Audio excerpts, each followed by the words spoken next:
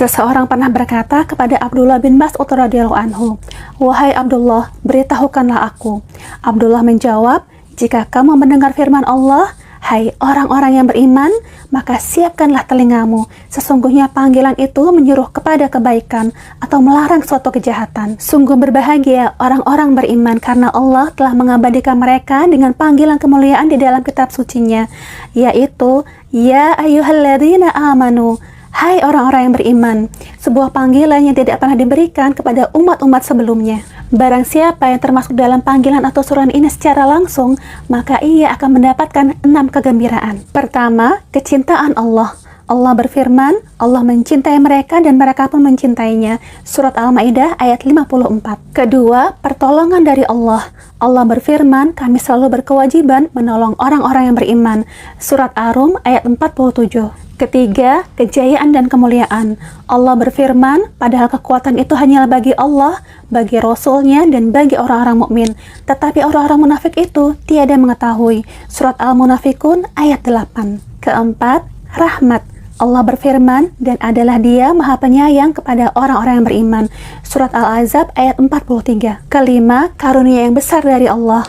Allah berfirman, sampaikanlah berita gembira kepada orang-orang mukmin bahwa sesungguhnya bagi mereka karunia yang besar dari Allah. Surat Al-Ahzab ayat 47. Keenam, syafaat yang agung pada hari kiamat. Allah berfirman, gembirakanlah orang-orang yang beriman bahwa mereka mempunyai kedudukan yang tinggi di sisi Tuhan mereka. Surat Yunus ayat 2. Hai orang-orang yang beriman, jadikanlah sabar dan sholat sebagai penolongmu. Sesungguhnya Allah berserta orang-orang yang sabar. Surat Al-Baqarah ayat 153. Allah menyerumu dengan tanda keimanan dan memerintahkan kepadamu untuk menjadikan sabar dan sholat sebagai penolongmu dalam menghadapi berbagai hal yang rumit dan menjalankan perintah-perintah syariat sebagaimana dijelaskan di dalam ayat lain, yaitu surat Al-Baqarah ayat 45. Jadikanlah sabar dan sholat sebagai penolongmu, dan sesungguhnya yang demikian itu sungguh berat kecuali bagi orang-orang yang khusyuk. Dikhususkannya penyebutan sholat dan bukan ibadah-ibadah yang lainnya dimaksudkan sebagai isyarat bahwa sholat itu agung. Bahkan Rasulullah Shallallahu Alaihi Wasallam ketika beliau ditimpa sesuatu, maka beliau segera mengerjakan sholat. Diriwayatkan bahwa Ibnu Abbas radhiyallahu anhu diberitahukan tentang kematian saudaranya. Saat itu Ibnu Abbas sedang dalam perjalanan, lalu ia diminta untuk pulang. Lalu ia menepi untuk mengerjakan sholat dan meneruskan perjalanannya sembari membaca ayat yang berbunyi, jadikanlah sabar dan sholat sebagai penolongmu. Diriwayatkan pula bahwa Rasulullah Shallallahu Alaihi Wasallam pernah melihat Abu Hurairah mengeluhkan perutnya yang sakit. Maka Rasulullah memerintahkan Abu Hurairah untuk melaksanakan sholat, karena di dalam sholat terdapat kesembuhan atau obat. Sabar dalam menghadapi musibah maksudnya adalah menahan diri dari sedih dan jengkel. Sabar dalam menghadapi rasa sakit berarti menjaga lidah untuk tidak mengeluh atau mengucapkan kata-kata yang tidak sepatutnya. Sedangkan sabar ketika kehilangan sesuatu yang dicintai berarti menahan seluruh anggota tubuh dari menampar pipi, menyobek-nyobek baju, atau mengikuti tradisi buruk kaum jahiliyah. Adapun lawan dari sabar adalah sedih, sebagaimana ungkapan penghuni neraka di dalam surat Ibrahim ayat 21. Sama saja bagi kita, apakah kita mengeluh ataukah bersabar, sekali-kali kita tidak mempunyai tempat untuk melarikan diri. Para ulama maupun ahli zuhud memberikan definisi yang beragam tentang sabar.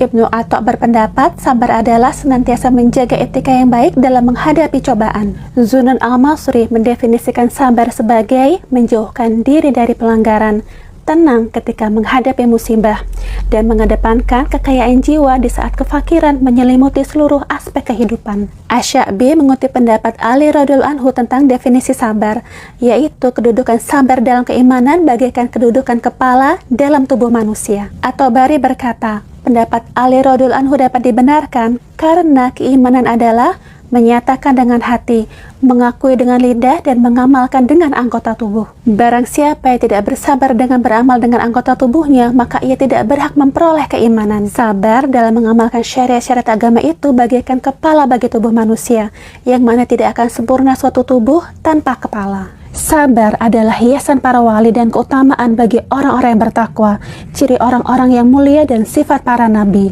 Allah telah menjanjikan surga dan keselamatan dari api neraka bagi orang yang bersabar, sebagaimana firman-Nya di dalam surat Al-Mu'minun ayat 111. Sesungguhnya aku memberi balasan kepada mereka di hari ini karena kesabaran mereka. Sesungguhnya mereka itulah orang-orang yang menang. Mari kita renungkan pahala agung yang akan diterima di surga, sebagaimana firman Allah di dalam surat Al-Insan ayat 12-22. Allah SWT berfirman, dan Dia memberi balasan kepada mereka karena kesabarannya berupa surga dan pakaian sutra. Di sana mereka duduk bersandar di atas dipan. Di sana mereka tidak merasakan teriknya matahari dan tidak pula dingin yang berlebihan. Dan naungan pepohonannya dekat di atas mereka dan dimudahkan semudah-mudahnya untuk memetik buahnya. Dan kepada mereka diedarkan bejana-bejana dari perak dan piala-piala yang bening laksana kristal. Kristal yang jernih terbuat dari perak. Mereka tentukan ukurannya yang sesuai dengan kehendak mereka. Dan di sana mereka diberi segelas minuman bercampur jahe yang didatangkan dari sebuah mata air di surga yang dinamakan salsabil. Dan mereka dikelilingi oleh pemuda-pemuda yang tetap muda. Apabila kamu melihatnya, akan kamu kira mereka mutiara yang bertaburan. Dan apabila engkau melihat keadaan di sana surga, niscaya engkau akan melihat berbagai macam kenikmatan dan kerajaan yang besar. Mereka berpakaian sutra halus yang hijau dan sutra tebal dan memakai gelang terbuat dari perak. Dan Tuhan memberikan kepada mereka minuman yang bersih dan suci. Inilah balasan untukmu, dan segala usahamu diterima dan diakui Allah. Allah SWT menyampaikan 3 gambar gembira yang ditujukan kepada orang-orang yang bersabar setelah manusia mengarungi berbagai macam cobaan. Hal ini ditegaskan dengan penggunaan lam al-qasam dan nun at-taukid di dalam surat Al-Baqarah ayat 155-156. Lam al-qasam dan nun at-taukid di dalam ilmu an-nahwu dinyatakan sebagai huruf-huruf penegas, digunakan untuk menegaskan sesuatu atau untuk menyatakan kepastian. Allah SWT berfirman, dan sungguh akan kami berikan cobaan kepadamu dengan sedikit ketakutan, kelaparan, kekurangan harta, jiwa, dan buah-buahan. Dan berikanlah berita gembira kepada orang-orang yang sabar, yaitu orang-orang yang apabila ditimpa musibah, mereka mengucapkan, Inna lillahi wa inna ilaihi raji'un. Adapun cobaan yang dimaksud dalam ayat ini adalah mencakup seluruh cobaan, meliputi cobaan rasa takut yang menimpa hati, lapar yang menimpa perut, kekurangan harta, kematian jiwa, dan membusuknya buah-buahan. Di antara kasih sayang dan rahmat Allah di sini adalah Ia memberi cobaan berupa rasa takut, lapar, dan kekurangan. Ayat ini menunjukkan betapa remehnya dan sedikitnya cobaan itu jika dibandingkan dengan pahalanya yang agung. Allah SWT berfirman di dalam surat Al-Baqarah ayat 157. Mereka itulah yang mendapat keberkatan yang sempurna dan rahmat dari Tuhan mereka, dan mereka itulah orang-orang yang mendapat petunjuk. Lalu apakah yang dimaksud dengan 3 gambar gembira itu? 3 gambar gembira itu adalah berkat, rahmat, dan petunjuk.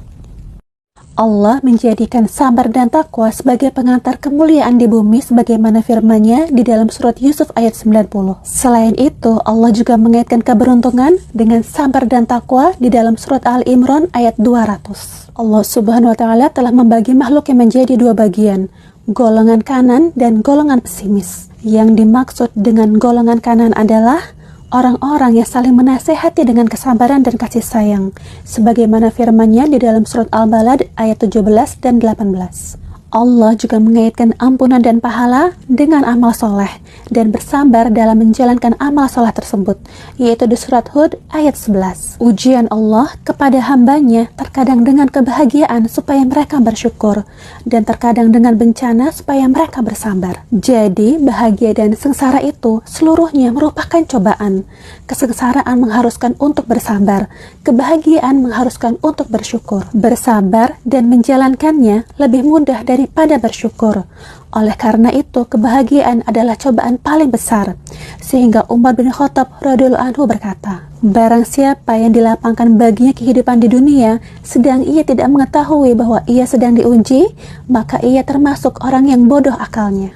Allah Subhanahu wa taala berfirman di dalam surat Al-Anbiya ayat 35, Kami akan mengujimu dengan keburukan dan kebaikan sebagai cobaan yang sebenar-benarnya, dan hanya kepada Kamilah kamu dikembalikan. Jadi, kebahagiaan hidup diperoleh dengan kesabaran, dan derajat yang tinggi diperoleh dengan rasa syukur. See you in the next Makta Memahami Al-Quran dengan Tafsir.